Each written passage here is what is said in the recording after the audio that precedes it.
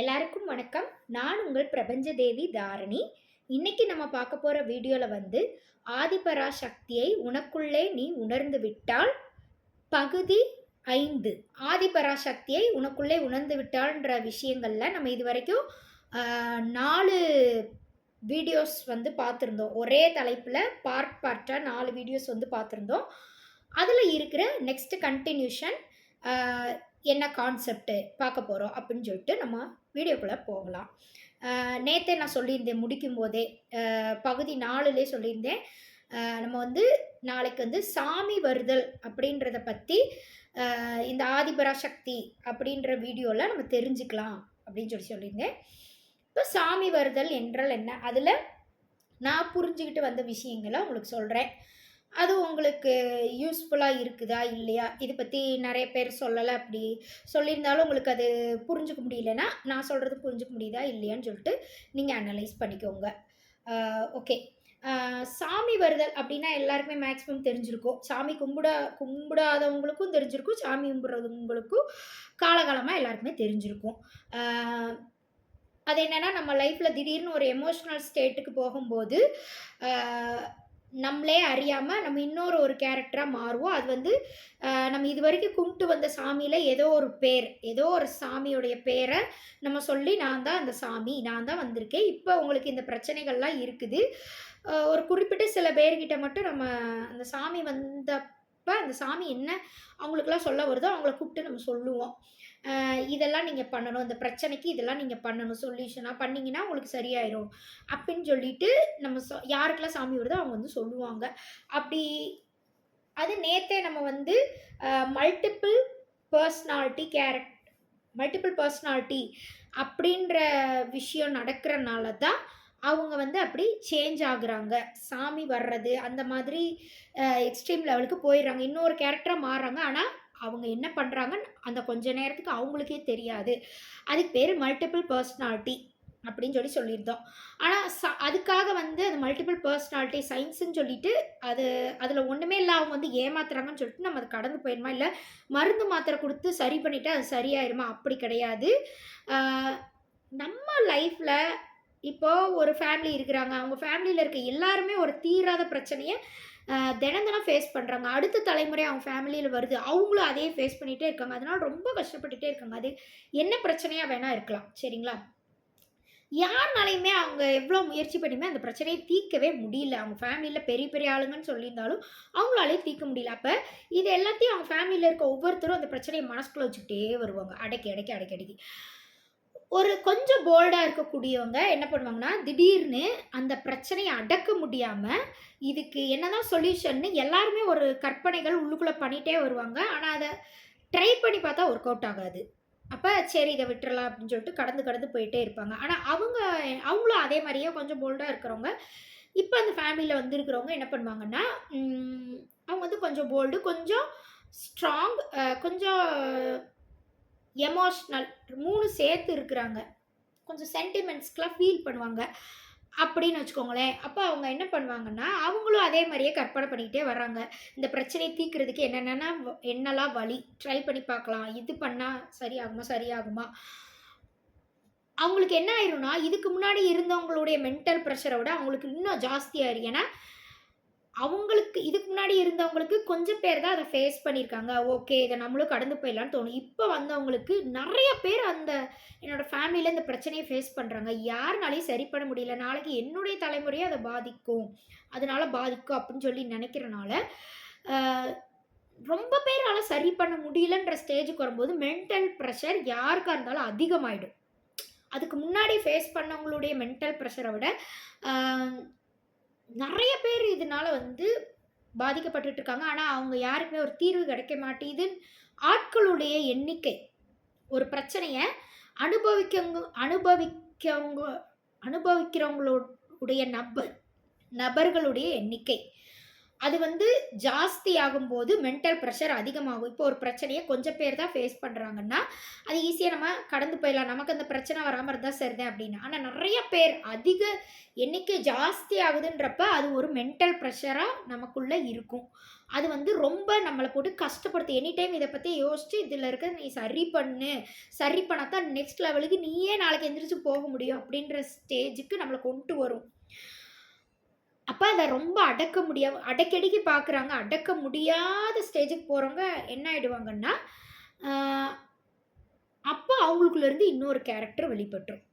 அடக்கி பார்க்குறாங்க, முடியலன்ற ஸ்டேஜ்ல இன்னொரு கேரக்டரா அவங்க மாறிருவாங்க. அப்ப அந்த பிரச்சனைக்கு அந்த இன்னொரு கேரக்டர் வந்து தீர்வு சொல்லும். நான் இந்த சாமி வந்திருக்கேன். இத்தன வருஷமா நீங்க சரி பண்ண முடியல.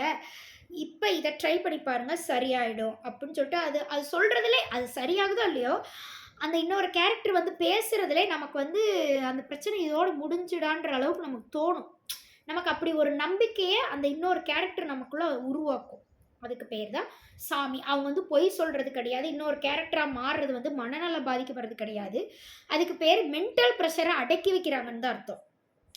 மனநலம் பாதிக்கிறதுனா என்னதுன்னா, நீங்க அவங்கள வந்து ஒரு கிண்டலா பார்ப்பீங்க.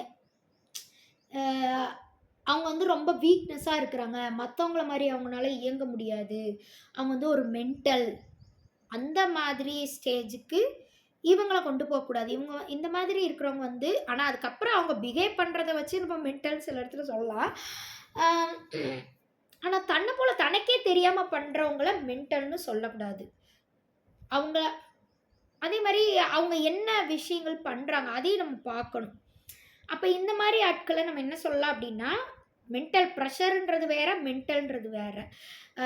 மென்டல் பிரஷர்னா மைண்ட்ல இருக்கக்கூடிய ஸ்ட்ரெஸ்ஸ வந்து அடக்கி வைக்கிறனால, சேர்த்து வச்சுக்கிட்டே வரோம் சில எனர்ஜிய. நம்ம நெகட்டிவ் எனர்ஜிய நமக்குள்ள சேர்த்து வச்சுட்டே வரோம். இது நடக்கலையே. அது திடீர்னு வெடிக்கும்போது, அ அதுலேருந்து ஒரு பாசிட்டிவ் எனர்ஜிய நம்ம எல்லாருக்கும் குடுக்கணுன்றது தான் நம்ம எல்லாருடைய ஏக்கமா இருக்குது. இதுவரைக்கும் வாழ்ந்து வந்தவங்களுக்கு. ஆனா, அவங்களால குடுக்க முடியல. அப்ப இவங்களாவது ஒரு பாசிட்டிவ் எனர்ஜிய இந்த விஷயத்துக்காக குடுக்கணும்னு நெனைக்கிறாங்கன்னா, அப்ப அவங்களே வந்து குடுக்க முடியாது. அவங்களுக்குள்ள இருந்து இன்னொரு கேரக்டர் வெளிப்படும். அது அவங்களே தான். மேபி வேற ஒரு ஆத்மா அவங்களுக்குள்ள அந்த ஒரு நிமிஷத்துல வந்துட்டு போகலாம். அதெல்லாம் இருக்கு. ஆத்மாவே இல்லன்னு சொல்லக்கூடாது. அதுக்கு போக போக நான் வந்து ஆத்மானா என்னன்னு சொல்லிட்டு நான் உங்களுக்கு புரிய வைக்கிறேன். ம் ஒரே வீடியோல எல்லாமே போட்டா ரொம்ப லென்த்தியா போயிட்டுருக்கும். சரி. அ அப்ப அத அடக்கி வைக்கிறனால மென்டல் பிரஷர் ஏற்படுது. மென்டல் ஸ்ட்ரெஸ் ஏற்படுது. அது மூலியமா தன்னைத்தானே கட்டுப்படுத்திக்க முடியாம போயிடுறாங்க. அவங்களுக்கு என்ன பண்றாங்கன்றது அவங்களுக்கே தெரியாது. அவங்க கொஞ்ச நேரம் கழிச்சு சரியானதுக்கப்புறம் கேட்டு பாருங்களேன், "இதெல்லாம் நான் தான் சொன்னனா?" அப்படின்னு சொல்லி கேட்பாங்க. இதத்தான் நம்ம வந்து முன்னாடி இருக்கிற வீடியோல நம்ம பார்த்திருந்தோம். ம்.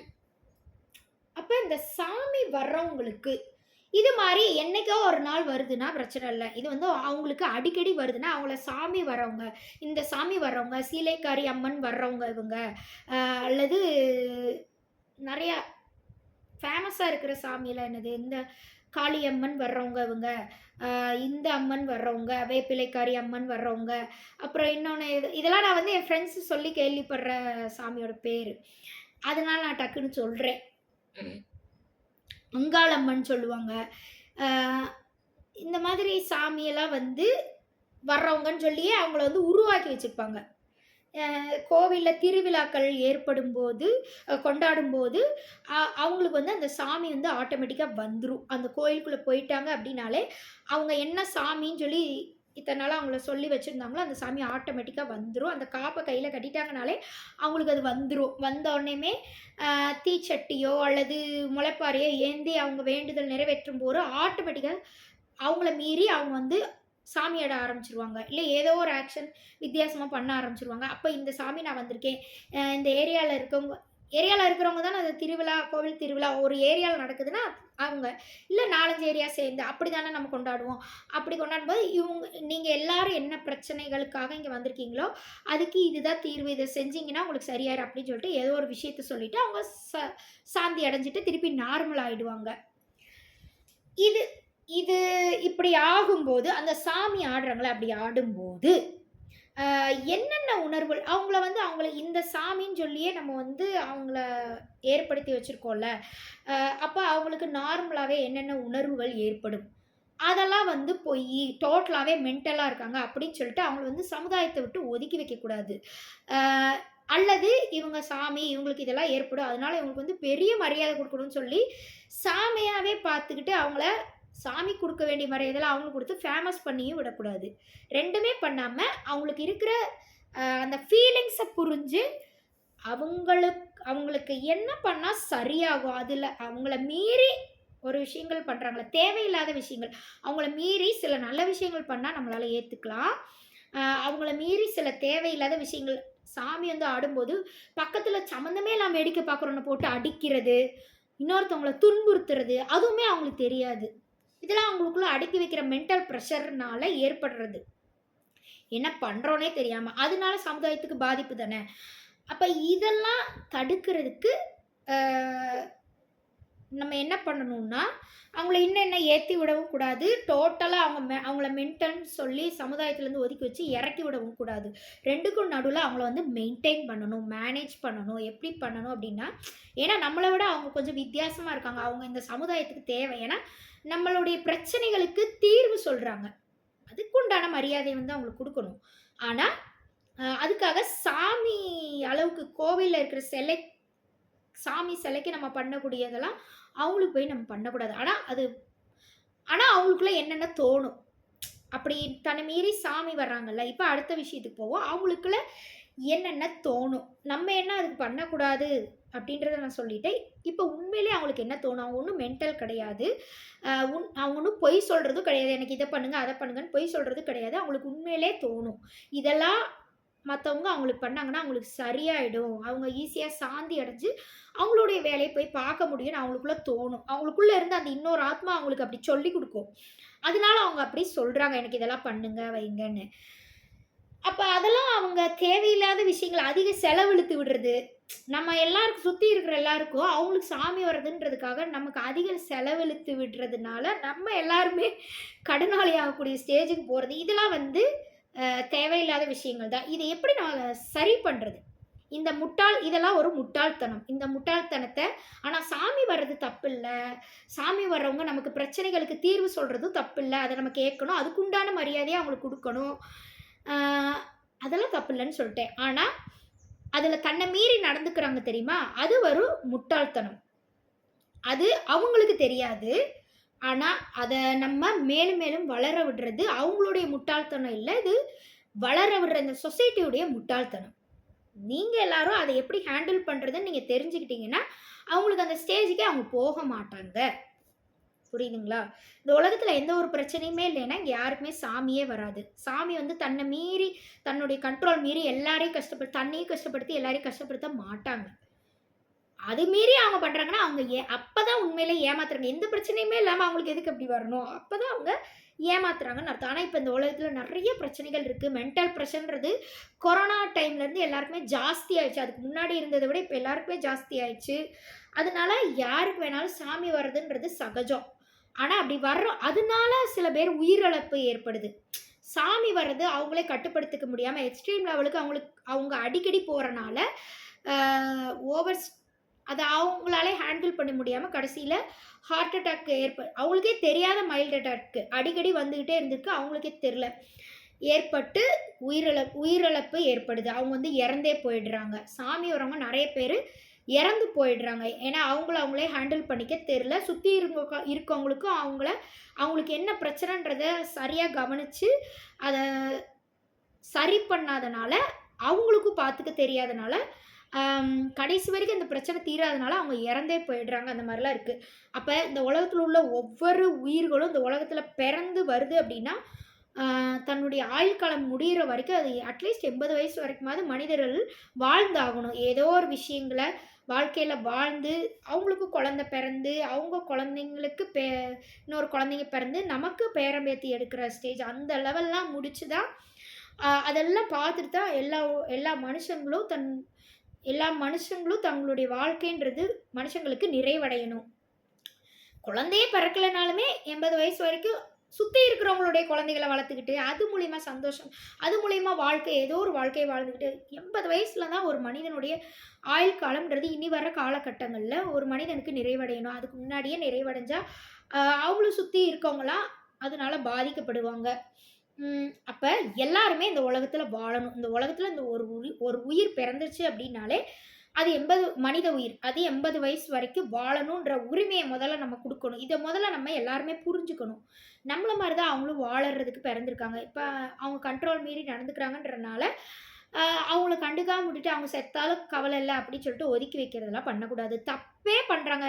மோசமான ஆக்ஷன்ஸ் இந்த உலகத்துல பண்ணாலுமே அவங்களையும் நம்ம திருத்த தான் முயற்சிக்கணுமே தவிர்த்து, ஆ அவங்கள வந்து ஒதுக்கி வைக்கலாம். ஒதுக்கி வைக்கிறது மூலியமா தண்டனை குடுத்து அவங்கள திருத்த பார்க்கலாமே தவிர்த்து, அவங்கள மொத்தமாவே கண்டுக்காம விடக்கூடாது. நான் சொல்றது புரியுதா? அவங்க செத்தாலும் எனக்கு கவலை இல்ல. அந்த ஸ்டேஜுக்கு இந்த உலகத்துல யாரையுமே நம்ம வந்து பார்க்கக்கூடாது. நம்ம மனசுலயும் நெனச்சுக்க கூடாது. அப்ப இந்த உணர்வெல்லாம் நமக்கு வரணும். சரி, ஓகே. அவங்களுக்கு என்ன உணர்வுகள் ஏற்படும்? அந்த மென்டல் பிரஷர் வருது. அது எல்லாமே நம்ம சொல்லி முடிச்சுட்டோம். இப்ப அந்த சாமி வர்றவங்களுக்கு, அ ஏதோ ஒரு சாமியா இந்த உலகத்துல வாழ்ந்துட்டு போனவங்களுடைய ஆத்மா தான் உள்ள இறங்குது. அப்ப அந்த ஆத்மா அப்ப என்னலாம் அவங்க வாழ்க்கையில என்னென்ன பொருட்கள்லாம் யூஸ் பண்ணி வாழ்ந்துச்சோ, அதனால என்னலாம் சந்தோஷம் அது அடைஞ்சுச்சோ, அதே விஷயத்த அது எதிர்பார்க்கும். இப்ப எனக்கு சாமி வருதுன்னு வச்சுக்கோங்களேன். இப்ப நான் தாரணி கிடையாது. வேற ஏதோ ஒரு அங்காளம்மன் பேச்சுக்கு. என்னுடைய ஃபேமிலியில இருக்கவங்களுடைய குலசாமி பேரு அங்காளம்மன். அதனால அந்த பேர வந்து நான் சும்மா சொல்றேன். அதுக்கு அந்த சாமி தான் எனக்கு வருதுன்னு இல்ல. ஆ ஒரு பேச்சுக்கு சொல்றேன். இப்ப எனக்கு அங்காளம்மன் வருதுன்னு வச்சுக்கோங்களேன். இதுக்கு முன்னாடி அங்காளம்மன் அந்த காலத்துல எப்படி வாழ்ந்தாங்களோ, அப்ப அவங்க என்னென்ன பொருட்கள் யூஸ் பண்ணி வாழ்ந்ததுல, எதெல்லாம் அவங்களுக்கு சந்தோஷத்த குடுத்துச்சோ, எனக்கு சாமி வரும்போது நான் என்ன சொல்வேன்னா, நான் வந்து அங்காளம்மன் வந்திருக்கேன். இந்தந்த பொருட்கள்லாம் நீங்க எனக்கு குடுக்கணும். பட்டுப்பாவாடை சம்மந்தமே இல்லாம பட்டுப்பாவாடைலாம் சொல்லணும். நான் தாரணி. நான் இப்ப வளர்ந்துட்டேன். நான் எப்படி பட்டுப்பாவாடை போட முடியும்? ஆனா நான் வந்து அத சொல்றேன். எல்லாரையும் கூப்பிட்டு வச்சு, எனக்கு சாமி வந்துருச்சு. நீங்க வந்து இதெல்லாம் பண்ணீங்கன்னா, நான் சாந்தி அடைஞ்சிருவேன். அடுத்து இந்த பிள்ளைய டிஸ்டர்ப் பண்ண மாட்டேன். அப்படி சொல்லும்போது, என் மேல கேர் எடுத்துக்கிறனால, அப்ப இதெல்லாம் செஞ்சுட்டா, அந்த பிள்ளை உடம்புலேருந்து அந்த சாமி வந்து டிஸ்டர்ப் பண்ணாம சரி பண்ணிரும். அப்படின்றதுக்காக எல்லாரும் அத செய்றதுக்கு முயற்சி பண்ணுவாங்க. அப்ப நான் என்ன சொல்ல வரேன்றத அமைதியா கேட்பாங்க காது குடுத்து. அப்ப நான் அந்த இடத்துல என்ன சொல்றேன் அப்படின்னா, நான் அங்காளம்மன் வந்திருக்கேன். எனக்கு வந்து நீங்க இப்ப வந்து இந்த கலர் பட்டு பாவாடை நீங்க எனக்கு குடுக்கணும். அது வந்து தாரணி கிடையாது. தாரணிக்கு அந்த பட்டு பாவாடை தேவையே கிடையாது. அப்ப தாரணியோட கற்பனைலாம் சொல்றதில்ல. அப்ப அந்த அங்காளம்மன் சின்ன வயசா இருந்தப்ப, அந்த காலத்துல இந்த பட்டு பாவாடைய தான் அந்த பட்டு பாவாடை போடும்போது அது சந்தோஷமா இருந்திருக்கு. அதுக்கு எப்பலாம் பிரச்சனை வருதோ, இந்த பட்டு பாவாடை போட்டா அதுக்கு சந்தோஷமா இருக்குது. அதனால அதுக்கு உள்ள அதோட ஆத்மாக்குள்ளே அதெல்லாம் ஆழமா பதிஞ்சு வச்சிருக்கு. அதுக்கப்புறம் ஏதோ ஒரு காரணத்தினால சீக்கிரமாவே அந்த அங்காளம்மன் இறந்து போயிருதுன்னு வச்சுக்கோங்களேன். ஏதோ ஒரு சிச்சுவேஷன்னால இறந்து போயிடுது. அதுக்கப்புறம் இந்த உலகத்துல சமுதாயத்துக்கோ அல்லது அவங்க ஃபேமிலிக்கு என்னெல்லாம் அது சொல்ல வரணும்னு நினைச்சுச்சோ, அதெல்லாம் சொல்ல முடியாம இறந்து போனனால, அதெல்லாம் அவங்க ஃபேமிலியில இருக்கவங்க யார்கிட்டயாவது சொல்லணும். சொல்லிட்டோம் அப்படின்னா, நம்ம ஆத்மா சாந்தி அடைஞ்சிரும் அப்படின்றதுக்காக அவங்க ஃபேமிலியில இப்ப நான் வாழ்ந்து வர்றேன் அப்படின்னா, அதுக்கு முன்னாடி இருந்தவங்க கிட்ட அது போய் பாக்குது அந்த ஆத்மா. ஆனா அவங்களுக்குள்ள அது இறங்குனாலுமே அது சொல்ல வர விஷயத்த வெளியில கன்வே பண்ண முடியல. அதனால அவங்க ஃபேமிலி அப்படியே இருக்காங்கன்னு வச்சுக்கோங்க. ஆனா இப்ப தாரணி வரைக்கும் வந்துட்டேன்னு வச்சுக்கோங்களேன். என்னோட ஃபேமிலிலேருந்து தாத்தா, பாட்டி, முப்பாட்டன்லேருந்து என்னுடைய தாத்தா வரைக்கும் வந்து, அப்புறம் தாரணி வரைக்கும் வந்துட்டேன்னு வச்சுக்கோங்க. இப்ப என்கிட்ட ட்ரை பண்ணுது. என்கிட்டயாவது அந்த ஆத்மா உள்ள புகுந்து எல்லாருக்கும் ஏலே இத இப்பயாவது பண்ணுங்கடா, நான் ஆத்மா சாந்தி அடையறேன்.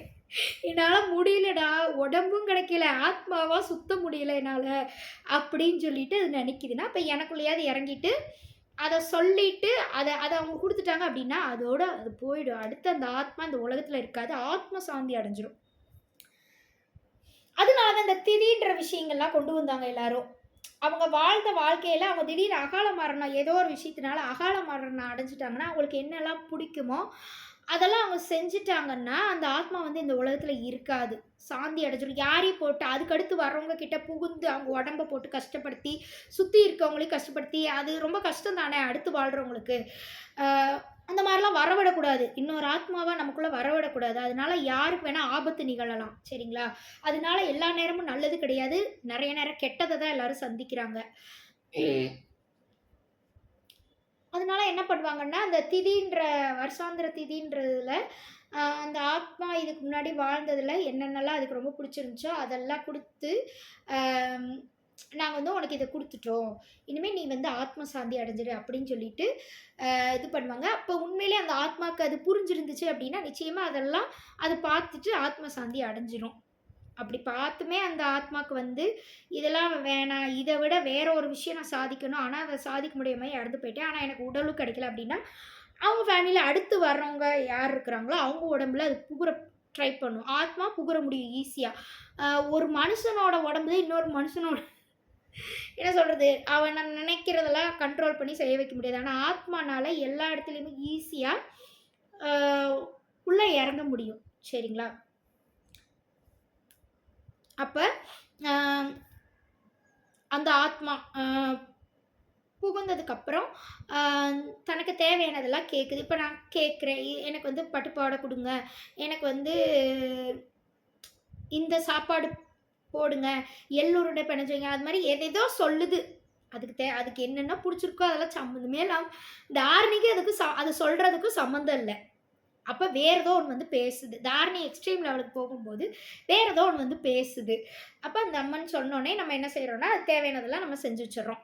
அப்ப நம்ம தாரணிய என்ன பார்க்குறோம்னா, இந்த சாமி எந்திரிச்சு, அப்ப இந்த பொண்ண இனிமே சாமியா தான் பார்க்கணும். ஏன்னா, அந்த அங்காளம்மன் அதுக்குள்ள வந்து என்ன சொல்லுதுன்னா, நீங்க இனிமே எனக்கு வாரம் வாரம் இதே மாரி பண்ணணும். அப்பனாத்தான் இந்த பொண்ண நான் கஷ்டப்படுத்த மாட்டேன். அப்படி இப்படின்னு எதேதோ அடிச்சு விடுது. சரிங்களா? அதையும் எல்லாரும் நம்புறாங்க. அது அது என்ன சொல்லுதோ எல்லாத்தையும் நம்பிட்டு அப்படியே செய்றாங்க. அந்த மாதிரி பண்ணக்கூடாது. அது 1000 தான் இருந்தாலும், நம்ம எல்லாரையும் படைச்ச கடவுள் கிடையாது. அது இந்த உலகத்துல வாழ்ந்துட்டு போன ஏதோ ஒரு ஆத்மா தான். அது சாமின்னே சொன்னாலும், நம்ம தான் அப்படி சாமியா பார்த்துட்டுருக்கோம். உண்மையிலே படைச்ச கடவுள் சிவன், அம்மன் மட்டும் தான். சிவன் பிரபஞ்ச தேவின்னு வச்சுக்கோங்களேன். மீதி எல்லா சாமிகளுமே வந்து, இந்த உலகத்துல வாழ்ந்துட்டு போன நம்மள மாதிரி இருக்கக்கூடிய மனிதர்கள் தான். அப்ப அவங்கள வந்து சிவன், அம்மன் ரேஞ்சுக்கு அ கம்பேர் பண்ணிட்டு, அவங்கள மாதிரியே அவங்கள பார்க்குறது, அது நம்ம தான் பண்றோம். அதுவே வந்து என்னைய நீ அப்படி பாருன்னு சொன்னாலும், நீங்க அப்படி பார்க்கக்கூடாது. அதுக்கு பதிலா மரியாதை செலுத்தலாம். ஓகே நம்ம சாமி, நம்ம இதுவரைக்கும் குலதெய்வமா கும்பிட்டுட்டு வந்த சாமி, நம்ம குடும்பத்த காப்பாத்துற சாமி, இவங்களுடைய உடம்புல இறங்கியிருக்கு. அதுக்காக இந்த உடம்புக்கும் அந்த அந்த வந்த அந்த சாமிக்கும், ஆத்மாக்கும் நம்ம மரியாதை செலுத்தலாம். நன்றி, வணக்கம் சொல்லலாம். வந்துட்டீங்களா? வணக்கம். வாங்க. உங்களுக்கு என்ன தேவைன்றதோ, அத நாங்க அ நீங்க விருப்பப்படுறத நாங்க பண்றோம். அந்த லெவல். அப்படிதான் இருக்கணுமே தவிர்த்து, நீ தான் சாமி அப்படியே கால்ல விழுந்து எல்லாம் பண்றது. அப்ப என்ன ஆகும்னா, அதுக்கு ஒரு போதை வந்துரும். உள்ள இருக்கிற தாரணிக்கு இது தெரியாது. உள்ள இருக்கிற அந்த சாமிக்கு தான் அந்த போதை வரும். சரிங்களா? போதை வரப்ப அது என்ன பண்ணும்னா, திருப்பி திருப்பி அதே விஷயத்த சொல்லும். நீங்க வாரம் வாரம் எனக்கு இத பண்ணணும். இல்ல மாசத்துக்கு ஒருக்கா உங்க குலதெய்வ கோயிலுக்கு போயிட்டு நீங்க இதெல்லாம் பண்ணீங்கன்னா, இன்னும் கொஞ்ச நாள்ல இந்த பொண்ண நான் வந்து கஷ்டப்படுத்த மாட்டேன். இல்லன்னா கடைசி வரைக்கும் இந்த பொண்ணோட உடம்புல இருந்து, நீங்க பண்றதெல்லாம் நான் பார்ப்பேன். அப்படியே உங்க ஒட்டுமொத்த குடும்பத்தையும் அடிமைப்படுத்தி வைக்கிறது. இந்த சாமி என்ன சொல்லுதோ, அதையே நீங்க கேட்டு வாழ்ற மாரி. நீங்க அத விட்டு வெளி உலகத்தையே பார்க்காத அளவுக்கு உங்கள அப்படியே ஒரு இதுக்குள்ள போட்டு வைக்கிறது. அப்ப இவங்களெல்லாம் நம்ம ஹேண்டில் பண்ணணும். அது சாமியாவே உள்ளுக்குள்ள இருக்கிற வேற ஒரு சாமி ஆத்மாவாவே இருந்தாலும், அது நம்மள படைத்த கடவுள் கிடையாது. அது ஒரு ஆத்மா ஜஸ்ட் அவ்வளோதான். சரிங்களா? அப்ப அத நீங்க ஹேண்டில் பண்ண கத்துக்கணும். என்ன பண்ணணும் அப்டின்னா, ஓகே அப்டின்னு சொல்லிட்டு ஒரு நாள் நீங்க வந்து அதெல்லாம் பண்ணாம இருந்து பார்க்கலாம். பண்ணாம இருந்தா உங்களுக்கு என்ன ஆகும்? உயிரிழப்பு ஏற்படுத்திருவேன். அப்டிலாம் அது பயமுறுத்தும். அப்டிலாம் யாரையும் எதுவும் பண்ண முடியாது. எந்த ஒரு ஆத்மாவும். உடம்புல வேணா புகுற முடியுமே தவிர்த்து, இன்னொரு ஒரு உயிர எந்த ஒரு ஆத்மானாலயும் ஒரு மனுஷன் இன்னொரு மனுஷனோட உயிர பறிக்கலாம். எந்த ஒரு ஆத்மாவும் எந்த ஒரு உயிர் பேய் வந்து கொன்றுச்சு. அதெல்லாம் ரொம்ப சுத்த பொய். எந்த ஒரு உயிரையும் எந்த ஒரு ஆத்மாவும் பறிக்க முடியாது. மென்டல் பிரஷரை ஏற்படுத்தி வேணா இன்னொரு ஆத்மா வந்து இன்னொருத்தவங்க உயிர மென்டல் பிரஷரை ஜாஸ்தி பண்ணி ஆ ஹார்ட் அட்டாக் ஏற்படுத்த வச்சு ஹார்ட் அட்டாக் வந்தா உயிர் போயிடும். அது மூலியமா வேணா ஒரு உயிர் வந்து பறிக்க முடியுமே தவிர்த்து, சும்மா அந்த ஆத்மா நினைக்குதுன்றதுக்காகலாம் இன்னொரு உயிர் நீங்க இதெல்லாம் எனக்கு பண்ணல, அதனால உங்க வீட்ல இருக்க ஒரு உயிர காவு வாங்கிருவேன் அப்படி சும்மா அது மனசுக்குள்ள அந்த ஆத்மாவுக்கும் ஒரு மனசு இருக்குன்னு வச்சுக்கோங்களேன். ஒரு எண்ணங்கள் இருக்கு. அந்த ஆத்மா அப்படி நினைக்குதுன்றதுக்காகலாம் இன்னொரு உயிர வந்து காவ வாங்க முடியாது. முடியவே முடியாது. நீங்க உங்க ஃபேமிலில இருக்க மெம்பர்ஸ கவனமா பார்த்துக்காதனால தான், அவங்களுடைய உடல் நலம், மனநலத்த நீங்க சரியா பார்த்துக்காதனால தான் அந்த உயிர் போயிருக்குமே தவிர்த்து, அந்த ஆத்மாவுக்கு நீங்க பண்ணலன்றதுக்காகலாம் உயிர் போகாது. அந்த எந்த ஒரு ஆத்மாவும் உயிர பறிக்க முடியாது. மனுஷன் தான் இன்னொரு ஒரு மனுஷன வந்து கொல்ல முடியும். ஏதோ ஒரு காரணத்துக்காக கொல்ல முடியும். உயிர பறிக்க முடியும். எல்லாமே பண்ண முடியும். ஆத்மா உயிர பறிக்காது. எது மூலியமா வேணா புகுந்து அது சொல்ல வரத வேணா சொல்லிட்டு போலாம். அவ்வளவுதான் ஒரு ஆத்மானால பண்ண முடியும். சரிங்களா? அப்ப அந்த அப்ப அந்த ஆத்மாக்கு இவ்வளோதான் லிமிட்டு. அப்போ ஒரு மனுஷனுக்கு அவ்வளோ லிமிட் இல்ல. மனுஷனுக்கு அதிக லிமிட்ஸ் இருக்கு. சாரி அதிக ஃப்ரீடம் இருக்குது. ஆத்மாக்கு அவ்வளோ ஃப்ரீடம் கிடையாது. சரிங்களா? ஆத்மாக்கு அவ்வளோ ஃப்ரீடம் இருந்திருந்தா, இன்னொரு ஒரு உடலை ஈஸியா இறந்த உடனேயுமே எடுத்திருக்க முடியும். அப்படி இல்ல. எல்லா ஆத்மாக்கும் இன்னொரு ஒரு உடல்ன்றது கிடைக்காது. சரிங்களா? அ அப்ப அதுக்கு எத்தன ரெஸ்ட்ரிக்ஷன்ஸ் இருக்குன்னு பார்த்துக்கோங்க. ஆனா மனிதருக்கு அப்படி கிடையாது. இப்ப நீங்க ஒரு விஷயத்த பண்ணணும்னு நெனைக்கிறீங்க. அப்ப ஒருத்தவங்க கிட்ட உங்க உங்களுக்கு ரொம்ப க்ளோஸரா இருக்கவங்க கிட்ட இத பண்றதுக்கு எனக்கு ஹெல்ப் பண்ணுன்னு சொல்றீங்க. அவங்க பண்ண முடியாதுன்னு சொல்லிட்டாங்கன்னா, வேற சமுதாயத்துல அந்த உலகம் முழுக்க நெறைய மனிதர்கள் இருக்காங்க. வேற ஒரு ஆள்கிட்ட சொல்லி அத நீங்க அந்த விஷயத்த சக்சஸ் பண்றீங்க. அப்படி நம்மளுக்கு நெறைய ஆப்பர்ச்சுனிட்டீஸ், நெறைய ஃப்ரீடம் இருக்குது மனிதர்களுக்கு. ஆனா ஆத்மாக்கு அப்படி இன்னொரு ஒரு ஆத்மா கூட பேசிட்டு, அ எனக்கு இந்த ஹெல்ப் பண்ணு, அப்பனா நான் சாந்தி அடைஞ்சிருவேன் அப்படிலாம் எதுவுமே பண்ண முடியாது. ஒரு ஆத்மானால எதுவுமே பண்ண முடியாது. ஆத்மானால ஒரே ஒரு விஷயம் தான் பண்ண முடியும். நம்ம எல்லாரையும் படைச்ச கடவுள் இருக்காங்களா, அவங்க கூட மட்டும் தான் பேச முடியும். அந்த ஒண்ணு தான் பண்ண முடியும். வேற எதுவுமே பண்ண முடியாது. அத தாண்டி என்ன பண்ணலான்னா, அ இந்த உலகத்துல வாழ்ற ஏதோ ஒரு மனுஷனுக்குள்ள வேணா, அவங்க வந்து எக்ஸ்ட்ரீம் எமோஷனலா இருக்கும்போது அவங்களுக்குள்ள புகுந்து தான் என்ன சொல்ல வருதோ, அத சொல்லிட்டு வேணா போக முடியும். சொல்லிட்டு அதுனாலயே அப்படியே உட்காந்துக்கிட்டே இருக்க முடியாது. கொஞ்ச நேரத்துல அது போயிடணும். ஏன்னா அது பிறந்த உடம்பு கிடையாது அது. அந்த ஆத்மா ஒரு குழந்தையோட ஒரு உயிர் அம்மா வயித்துல உருவாகும்போது அந்த ஆத்மா வந்து உட்கார்ந்திருக்கு அப்படின்னா, அது அதோட உடம்பு. அது எப்பயுமே அப்படியே இருக்கலாம். ஆனா, ஏற்கனவே அந்த வேற ஒரு ஆத்மா அந்த உடம்புல இருக்கு. அது வேற ஒரு மனுஷன். அதோட உடம்பு அது கிடையாது. அப்ப அதுக்கு கொஞ்ச நேரம் தான் ஆ ஃப்ரீடம் இருக்கும். அது நெனைக்கிறத இந்த உடம்புல உட்காந்து பண்றதுக்கு. அதுக்கப்புறம் அதுவே நெனைச்சாலும் அந்த உடம்புக்குள்ள இருக்க முடியாது. அது போயிடும்.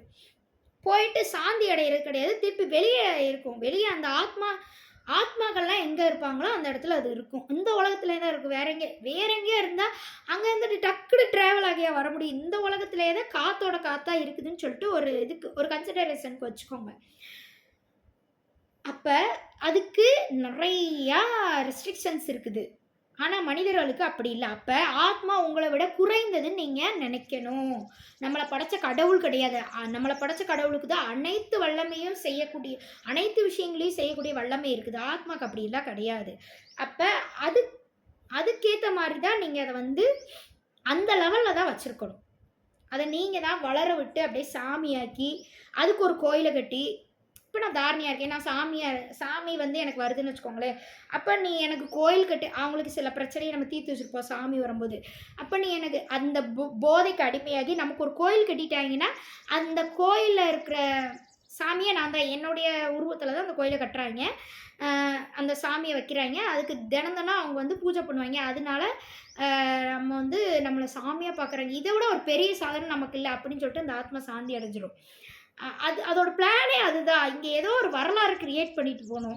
இதுக்கு அது வாழ்ந்தபோது அந்த வரலாறு அதனால கிரியேட் பண்ண முடியாம அகால மரணத்துல இறந்து போயிருச்சு. ஆயுள் காலம் முடியாம. அகால மரணத்துல இறக்கக்கூடிய ஆத்மாக்கள் தான் இப்படிலாம் பண்ணுவாங்க.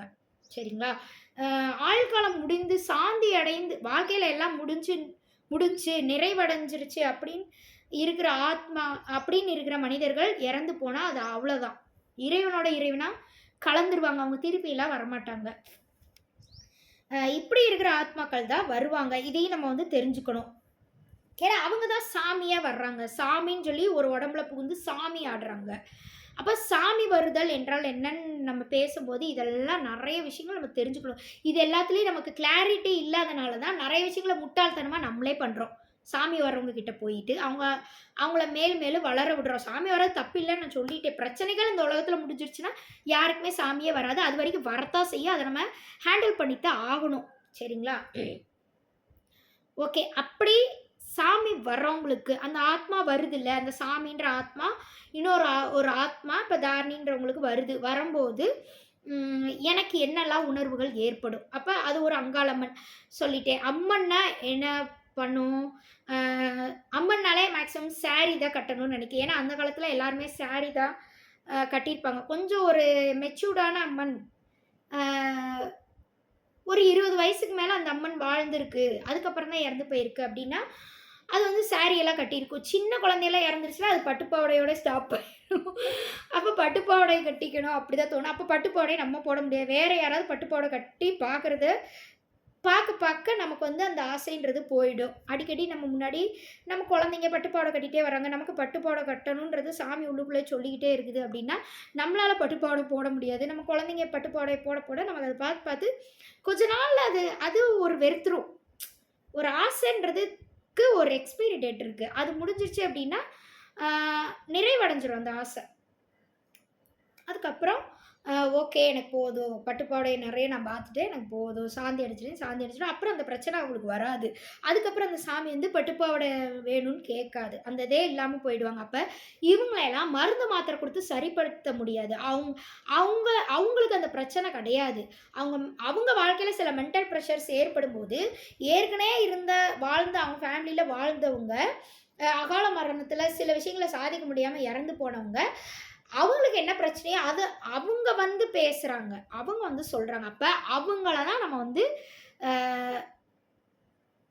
சரி பண்ணணும். அவங்களுக்கு தான் மென்டல் அப்படி வச்சுக்கோங்களேன். அவங்க வாழ்ந்துட்டு இருக்கிறாங்க, நீ எப்பயோ செத்து போயிட்டடா, உன் பிரச்சனையை விட்டுறா, அவன் என் மனுஷன் தானடா, எதையோ ஒன்று பண்ணி அவன் பார்த்துப்பான்னு அந்த ஆத்மா சாந்தி அடைய மாட்டிக்குதப்பா. அந்த ஆத்மாவுக்கு தான் மென்டல். சரிங்களா? நான் தான் சொல்லிட்டேன், எல்லா ஆசையும் நிறைவடைஞ்சிருச்சுன்னா அந்த ஆத்மா இறைவனா கலந்துரும், அது திருப்பி வராது. அப்போ ஆத்மால தான் வந்து நல்ல ஆத்மா கெட்ட ஆத்மா இப்படிலாம் பிரிக்கணும். மனிதர்களை வந்து அப்படி ஒன்றும் பண்ண முடியாது. பிரிக்கிறதுல எந்த ஒரு யூஸும் கிடையாது. சரிங்களா? அதாவது சாமி வர்ற மனிதர்களை சொல்கிறேன். சாமி வர்ற மனிதர்களை இவங்களுக்கு மென்டல்னு சொல்லி பிரித்து வச்சு இந்த மாதிரிலாம் பண்ண முடியாது. நம சிவாய நம சிவாய நம சிவாய.